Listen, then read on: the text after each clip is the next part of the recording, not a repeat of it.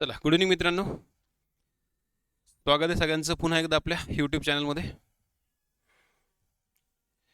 Good evening, good evening, good evening, good evening.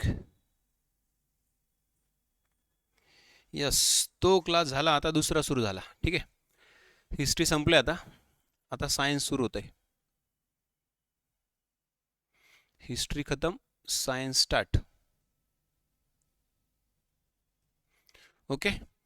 Last वीकमध्ये आपण सोमवार, मंगळवार, बुधवार 3 सेशन घेतले होते. 3 सेशनमध्ये आपण 10-10, 15-15 प्रश्न डिस्कस केले होते येणाऱ्या कंबाईनच्या दृष्टिकोनातून. बरोबर आहे. तर आता या आठवड्यात पुन्हा आपण 3 दिवस घेऊयात. पुन्हा 10-10, 15-15 प्रश्न डिस्कस करूयात कंबाईनच्या तयारीसाठी. ठीक आहे, कंबाईन एक्झामसाठी. जे विद्यार्थी कंबाईनची तयारी करतात किंवा अदर कुठली आणखी सरळ सेवा वगैरे करतात त्यांच्या सगळ्यांसाठी हे लेक्चर अतिशय फायदेशीर आहे.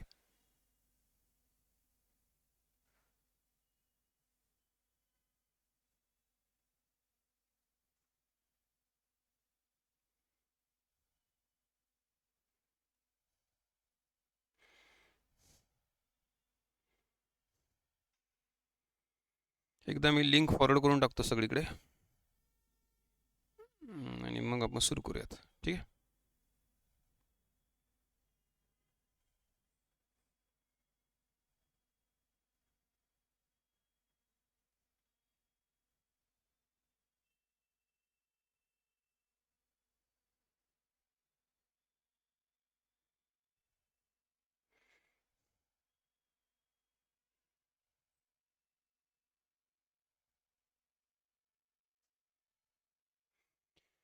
चलो, ओके, लेट्स स्टार्ट.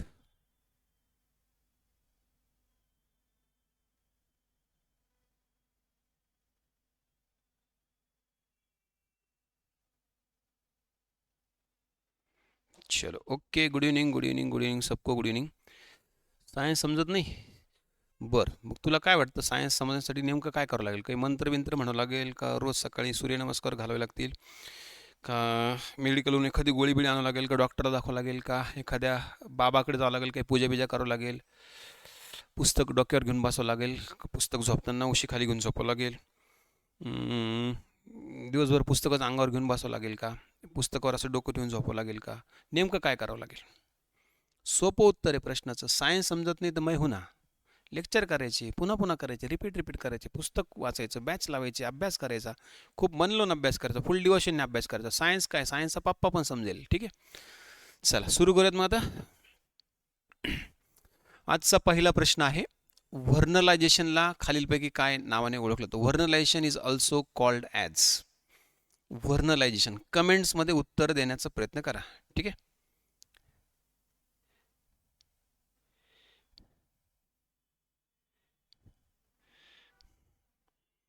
व्हर्नलायझेशन म्हणजे काय? व्हर्नलायझेशन इज ऑल्सो नोन ॲज.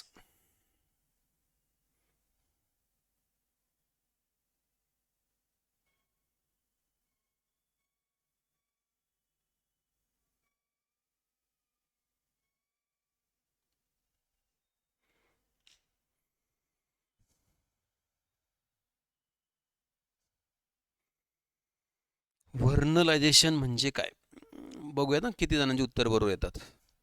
कितने जन के उत्तर बराबर आते हैं वो देखते हैं. कमेंट करा तुम्ही सगळेजण, जेवढे मुलं लाईव्ह आहेत त्यांनी सगळ्यांनी कमेंट करा.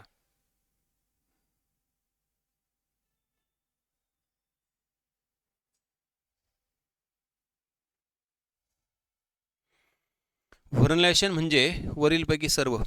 व्हर्नलायझेशन म्हणजे स्प्रिंगिफिकेशन पण, चिलिंग इफेक्ट पण आणि यारोवायझेशन पण. हा रशियन वर्ड आहे. रशियन वर्ड म्हणजे काय? वनस्पतींना फ्लावरिंगसाठी किंवा जर्मिनेशनसाठी कमीत कमी तापमानाला ठेवणे, म्हणजे मिनिमम टेम्परेचरला जर्मिनेशनचं रेट वाढवणं, तापमान कमी करून जर्मिनेशन वाढवणं, बीजांकुरण वाढवणं, फुलं येणं, अंकुर फुटणं वाढवणं, त्याला म्हणायचं व्हर्नलायझेशन. व्हर्नलायझेशनला हे सगळे नाव आहेत. ठीक आहे. प्रश्नाचं उत्तर चुकलं तरी टेन्शन घेऊ नका. माहिती काय सांगतोय मी ते ऐका. अनालिसिस काय करतो त्या प्रश्नाचं उत्तर कसं एक्सप्लेन करतो ते ऐका आणि ते लक्षात ठेवण्याचा प्रयत्न करा. जर परीक्षेत प्रश्नाचा फायदा होईल तुम्हाला. ठीक आहे. यस यस, सगळेच उत्तर आहे त्याचे. ठीक आहे. स्प्रिंगिफिकेशन पण आहे, यारोवायझेशन पण आहे, चिलिंग इफेक्ट पण आहे. व्हर्नलायझेशन. ठीक आहे. चला, खालीलपैकी कोणता पदार्थ नैसर्गिक अंकुरण अवरोधक म्हणून काम करतो?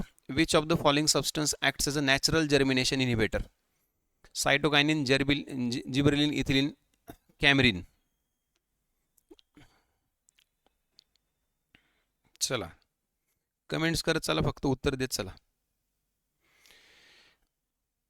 Substance acts as a natural germination inhibitor. Germination inhibit करणारा कोण आहे?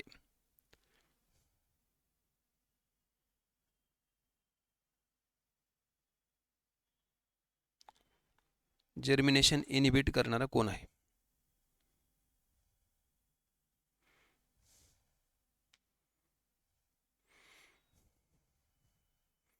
Germination inhibit. ठीक आहे मित्रांनो, जर्मिनेशन कळतं ना सगळ्यांना? जर्मिनेशन कळतं ना? जर्मिनेशन म्हणजे बीजांकुरण ना, म्हणजे अंकुर फुटणे, कोंब येणे, नाही का? अंकुर फुटणे, कोंब येणे. त्याला इनहिबिट करणारा पदार्थ कोण आहे? इनहिबिट म्हणजे प्रतिबंध करणारा कोण आहे, म्हणजे त्याला अडवणारा कोण आहे? आता मी तुम्हाला प्लांट हार्मोनकडे घेऊन जातो एकदा, कारण तुमचे प्लांट हार्मोनची कन्सेप्ट क्लिअर नाही. प्लांटमध्ये 5 हार्मोन्स आहेत. एक सायटोकायनिन आहे, एक जिब्रेलिन आहे, एक इथिलिन आहे, अजून 2 आहे. आता मी त्या 5 हार्मोन्सला 2 ग्रुपमध्ये डिवाइड करून लिहितो. त्या 5 हार्मोन्सला 2 ग्रुपमध्ये डिवाइड करून लिहितो. ठीक आहे, म्हणजे तुम्हाला ही कन्सेप्ट क्लिअर होऊन जाईल येणाऱ्या एक्झामसाठी, येणाऱ्या कंबाईनसाठी. प्लांट हार्मोन्स म्हणजेच वनस्पती संप्रेरके, वनस्पती संप्रेरक 2 ग्रुपमध्ये डिवाइड केले जातात. प्लांट हार्मोन्सला 2 ग्रुपमध्ये आपण डिवाइड करू शकतो. एक आहे growth promoters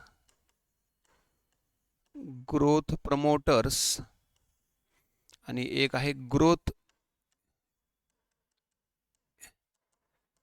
inhibitors. Growth promoters आणि ग्रोथ इनहिबिटर्स म्हणजे काय? वाढीला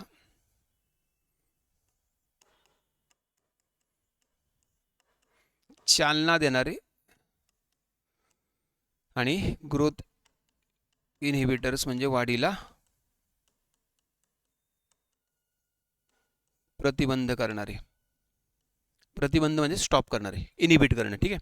ग्रोथ इनहिबिटर्स कोण कोण आहेत? ग्रोथ इनहिबिटर्स आहेत ग्रोथ प्रमोटर्स ऑक्झिन्स, जिब्रेलिन्स. ठीक आहे. त्यानंतर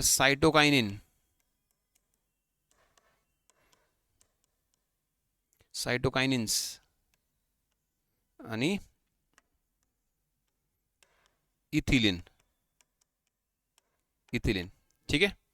आणि इनहिबिटर कोण आहे रे? इनहिबिटर एकच आहे, त्याचं नाव आहे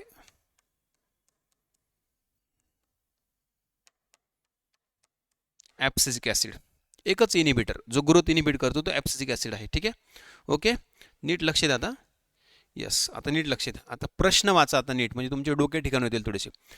कोण अवरोधक इनहिबिटर कोण आहे? सायटोकायनिन आहे का? नाही आहे. जिब्रेलिन आहे का? नाही आहे. इथिलिन आहे का? नाही आहे. हे सगळे प्रमोटर आहेत. मग आता आपल्याला तर माहिती आहे पक्क, जर प्लांट हार्मोन पक्के फिट असतील डोक्यामध्ये, हे चार्ट हा जर चार्ट फिट असेल पक्का डोक्यामध्ये की हे प्रमोटर आहे, इनहिबिटर आहे. ॲब्सिसिक ॲसिड तिकडे पर्याय नाही आहे का? तिकडे ऑप्शन, तिकडे ॲब्सिसिक ॲसिड हा पर्याय नाही आहे. बरोबर आहे की नाही?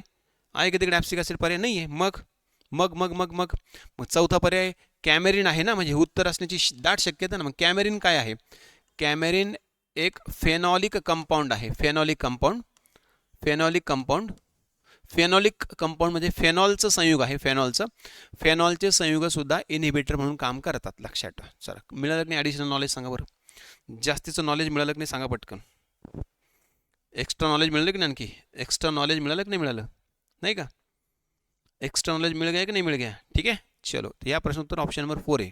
ठीक आहे. थोडंसं डोकं शांत ठेवा, थोडंसं फोकस करा, थोडंसं. आणि आपण केलेला अभ्यास आठवत नसेल तर लेक्चर रिपीट करा, नाहीतर मग एक्झाम चालले ते हातातून. लक्षात ठेवा. ठीक आहे. सुधरा, आता कमी वेळ आहे, 20 दिवस राहिले. तर 20 दिवस राहिले. ठीक आहे. चला, खालीलपैकी ॲझोलाचा सहजीवी संबंध कोणाशी येतो? Azolla has a symbiotic relationship with whom? Chlorella, Anabaena, Nostoc का टॉलिपोथ्रिक्स?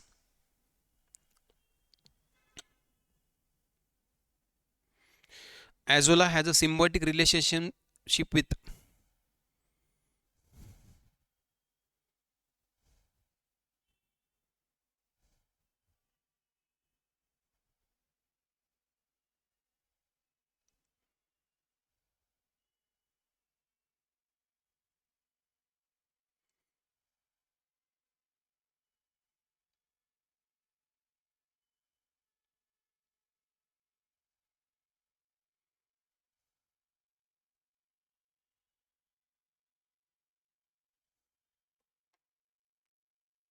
झालं. चला, ॲझोला पिन्नेटा जे आहे ना मित्रांनो, ॲझोला पिन्नेटा हे एक प्रकारचं मॉस आहे. मॉस मॉस मॉस कुठल्या ग्रुपमध्ये?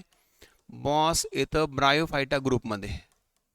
कुठे येतं? ब्रायोफायटा. आता ब्रायोफायटा ग्रुपमधल्या वनस्पती इट सेल्फ स्वयंपोषी आहे ना, स्वतःचं पोषण स्वतः करू शकतात. मग त्यांना सिम्बायोटिझम करायची गरज काय? मग सिम्बायोटिझम फक्त फूडसाठीच असतं का? सिम्बायोटिझम फक्त वॉटर आणि कार्बन डायऑक्साईडसाठीच असतं का? नाही. सिम्बायोटिझम नायट्रोजन फिक्सिंगसाठी पण असतं ना. जरी स्वयंपोषी असतील, समजा शेंगाण्या वनस्पतीत त्या स्वयंपोषी असतात पण तरी सिम्बायोटिझम करतात ना, लेग्युमिनस प्लांट्स आहेत त्या रायझोबियम सोबत. तसं मग हे पण करतात सिम्बायोटिझम. कुणासोबत माहिती आहे? ॲनाबिना सोबत. ॲझोला ॲनाबिना सोबत करतात. ॲनाबिना काय करतं माहिती आहे का? नायट्रोजन फिक्सिंग करतं. कुणासाठी? ॲझोलासाठी. म्हणजे ॲझोलाला नायट्रोजन पुरवण्यास मदत करतं. नायट्रोजन म्हणजे नायट्रेट ॲक्च्युली, NO3- नायट्रेट पाहिजे त्याला, कळलं? आणि मग त्या मोबदल्यात ॲझोला काय करणार आहे? ॲनाबिनाला कार्बन आणि बाकीचे न्यूट्रियंट्स जे त्याला गरजेचे आहे ते पुरवणार. हे पण स्वयंपोषीच आहे, पण कार्बन न्यूट्रियंट्स सगळ्यात महत्त्वाचं माहिती आहे, सिक्युअर हॅबिटॅट. लक्षात ठेवा. काय? Secure habitat. हॅबिटॅट म्हणजे काय? लिव्हिंग प्लेस, राहण्याची जागा. म्हणजे ॲनाबिना जर ॲझोलासोबत राहिलं, ॲनाबिना सायनोबॅक्टेरिया माहिती आहे ना, ॲनाबिना कोण आहे? सायनोबॅक्टेरिया आहे. सायनोबॅक्टेरिया म्हणजे ब्ल्यू ग्रीन बॅक्टेरिया आहे, नीलहरित जीवाणू आहे. हा जर याच्यासोबत राहिला, ॲनाबिना जर ॲझोलासोबत राहिला तर सिक्युअर राहतो, म्हणजे त्याला कोणी खाणार नाही, काही नाही, काही नाही, काही नाही. ठीक आहे, सेफ राहील तो. ठीक आहे. So that's why. ठीक आहे, दॅट्स वाय. ठीक आहे. MCQज आहेत, MCQज. आजचे क्वेश्चन MCQज आहेत. PYQज अजून घेतलेच नाही आपण. MCQज आहेत. ठीक आहे. चला पुढे. एक्झेंथिमा हा कोणत्या पोषक द्रव्याच्या कमतरतेचा परिणाम आहे? Exanthema is a result of deficiency of which micro nutrient? Exanthema. चला, PYQ घेतच नाही आपण, MCQज घेतोय. Exanthema is a result of deficiency of.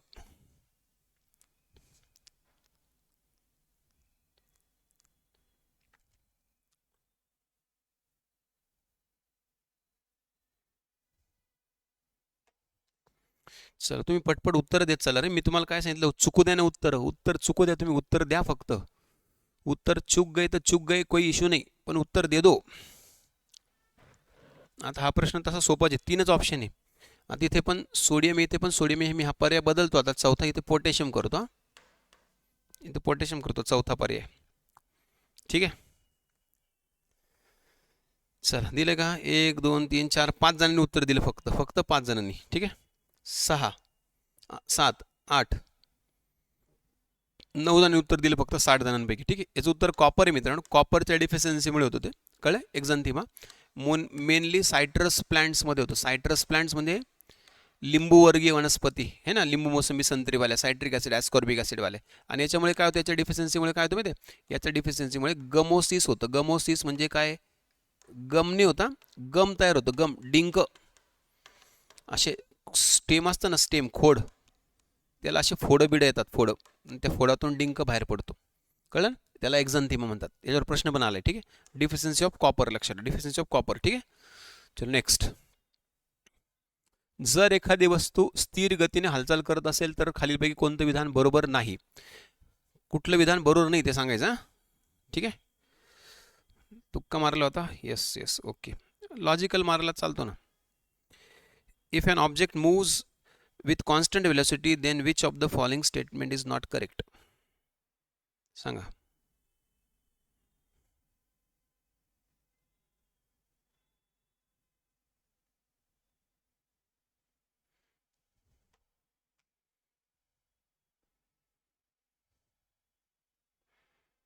चला. हा तर लॉजिकल प्रश्न आहे. हा तर कोणी पण उत्तर दिलं. चुकीचं विधान ओळखायचं यातलं. कुठलं विधान बरोबर नाही? Not correct. जर स्थिर गतीने हालचाल करत असेल म्हणजे object is moves with constant velocity, ते मराठीपेक्षा इंग्रजी वाचा. तिची गती सरळ रेषेत असते का? असू शकते, हे बरोबर आहे. बरोबर आहे. तिचा वेग वेळेनुसार बदलतो का? तिचं त्वरण शून्य असतं, हो असतं. विस्थापन वाढतं का? हो वाढतं. तिचा वेग वेळेनुसार बदलते, हे चूक आहे, हे चूक आहे. वेग वेळेनुसार कसं काय बदलेल? If it has constant velocity will be constant, so how it would be changes? No, it's not possible. ठीक आहे. सो याचं उत्तर बी असणार आहे, बी. ठीक आहे. नेक्स्ट, मायोपिया दृष्टीदोष असलेल्या व्यक्तीला स्पष्ट दिसत नाही. कोणती वस्तू? मायोपियाला कुठली वस्तू स्पष्ट दिसत नाही? Myopic eyes usually not able to see in dash dash objects. Myopic eyes, myopia असलेल्यानं काय स्पष्ट दिसत नाही?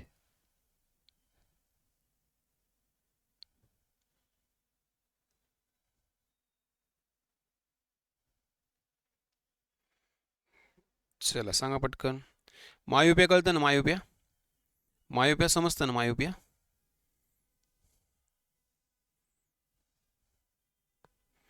मायोपियाला कुठली वस्तू स्पष्ट दिसत नाही?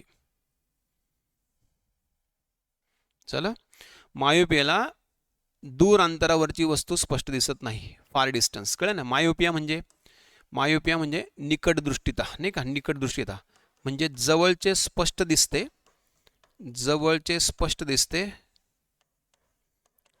परंतु दूरचं अस्पष्ट दिसतं.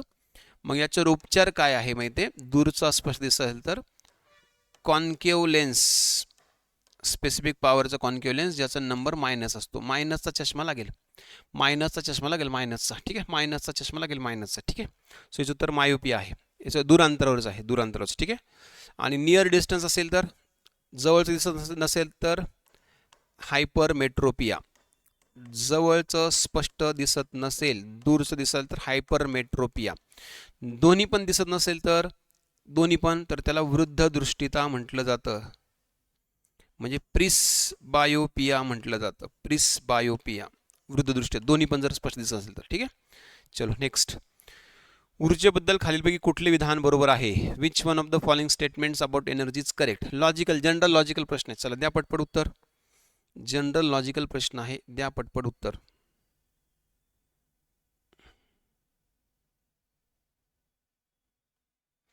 ऊर्जेबद्दल कुठलं विधान योग्य आहे?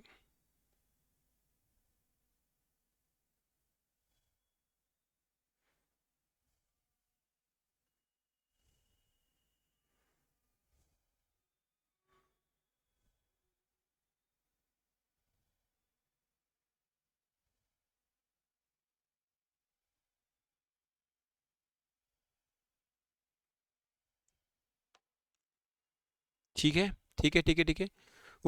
ऊर्जा निर्माण करते, नष्ट करते. Energy can be created as well as destroyed. No, no, no, no. Energy can be created but not destroyed. No, no, no, no. Energy can neither be created nor destroyed. Yes.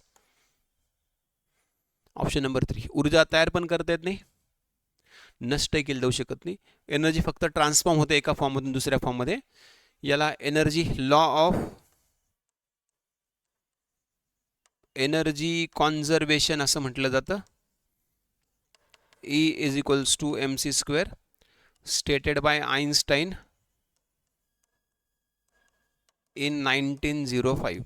1905 मध्ये आइन्स्टाईनने सांगितलेला नियम आहे. ठीक आहे. गुरुत्वाकर्षण बलाबद्दल खालीलपैकी कुठलं विधान बरोबर नाही? Which one of the following statement about gravitation force is not correct? Not correct, not correct, not correct, not correct, बरोबर नाही. ग्रॅव्हिटेशन बद्दल कुठलं स्टेटमेंट करेक्ट नाही आहे. चलो,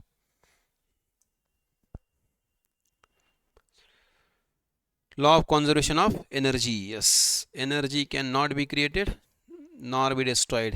It can transfer from one form to another form, and the total energy of the universe always remains constant. Total energy of the universe always remains constant.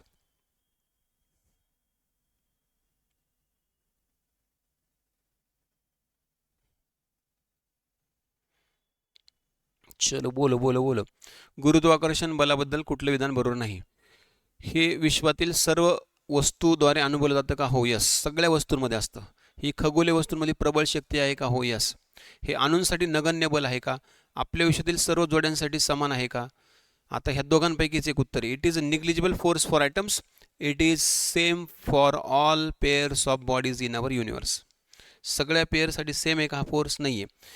अणूंसाठी नगण्य आहे का? हो, निग्लिजिबल आहे. कारण अणूंमधला फोर्स कुठला जास्त असतो? अणूंमध्ये न्यूक्लिअर फोर्स जास्त असतो, तो हा निग्लिजिबल अणूंसाठी. 3 बरोबर आहे. सगळ्या जोड्यांसाठी समान असतं का? No, it is different for different object. So हे उत्तर आहे. It is different for different object. Gravity is different for different objects. अर्थची वेगळी, मूनची वेगळी, नाही का?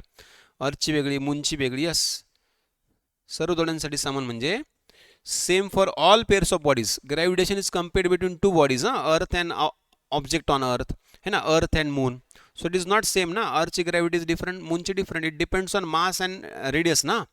So mass and radius of every object is same, so it will be different. Okay, yes yes yes yes. खालीलपैकी कोणतं विधान सत्य आहे? Which of the following statement is true true true true true? Which one of the following statement is true true true true true true true true true true true true true true?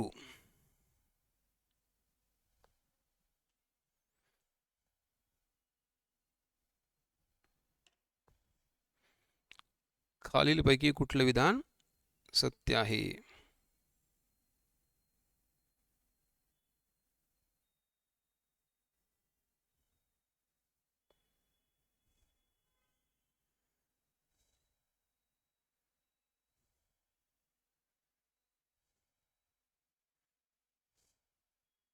ठीक आहे.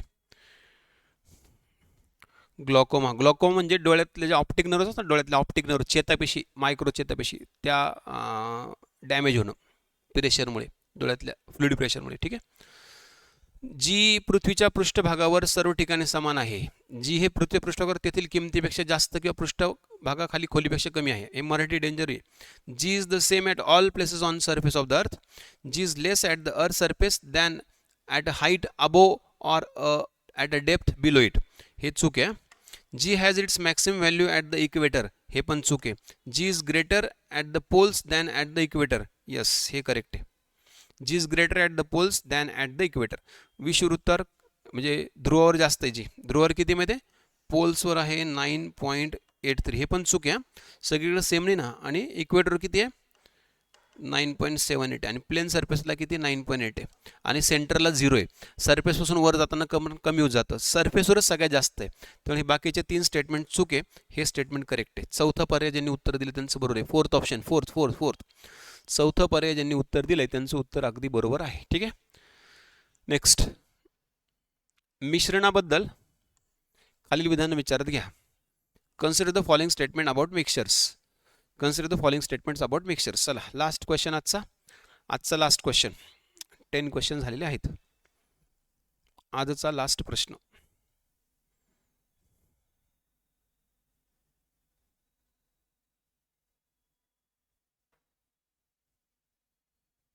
ठीक आहे, द्या की उत्तर. कोणत्याही भौतिक प्रक्रियेद्वारे पदार्थाचे इतर प्रकारच्या पदार्थांमध्ये विभाजन करता येते का? अ substance can be separated into other kinds of matter by any physical process. Mixture बद्दल दिलं आहे. And dissolved sodium chloride can be separated from water by the physical process called as evaporation. A substance can be separated into other kinds of matter by any physical process. कोणत्याही भौतिक प्रक्रियेद्वारे पदार्थ इतर प्रकारच्या पदार्थांचे विभाजन करता येते का? नाही. बाष्पीभवनाचा वापर करून पाण्यातून मीठ वेगळं करता येतं का? हो, करता येतं. समुद्रामध्ये होत नाही का ते नॅचरली. सो दुसरं बरोबर आहे. दुसरं बरोबर विचारले आपल्याला. फक्त 2, ओनली टू, फक्त दुसरं बरोबर आहे. Only second. सी कसं काय रे? दोन्ही कसं काय बरोबर? दोन्ही कसं काय बरोबर? इतर प्रकारचा पदार्थ कसं काय? भौतिक प्रक्रियेचे पदार्थ इतर प्रकारच्या नाही रे, त्याच प्रकारच्या पदार्थामध्ये त्याचं विभाजन करू शकतो. इतर प्रकारच्या नाही, त्याच. मिश्रण बद्दल बोलतोय ना, मिश्रण. कंपाऊंड बद्दल असतात मग दुसरं. ठीक आहे. नेक्स्ट, विज्ञानाच्या संदर्भात खालीलपैकी कोणता मिश्रणाचा गुणधर्म नाही? Which of the following is not the property of mixture in the context of science? मिक्सचरवरचा प्रश्न म्हणून अजून एक घेऊन टाकला. हा संपला की मग थांबू आपण. मग मिक्सचरवरचाच प्रश्न म्हणून घेऊन टाकला मी. ठीक आहे.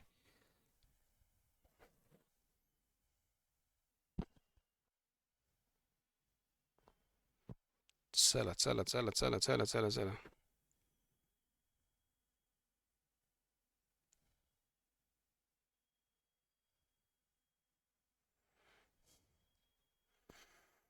विज्ञानासर कुठलं मिश्रण गुणधर्म त्याची रचना स्थिर असते, 2 किंवा अधिक घटकांनी किंवा संयोगाने तयार होते. हे बरोबर आहे.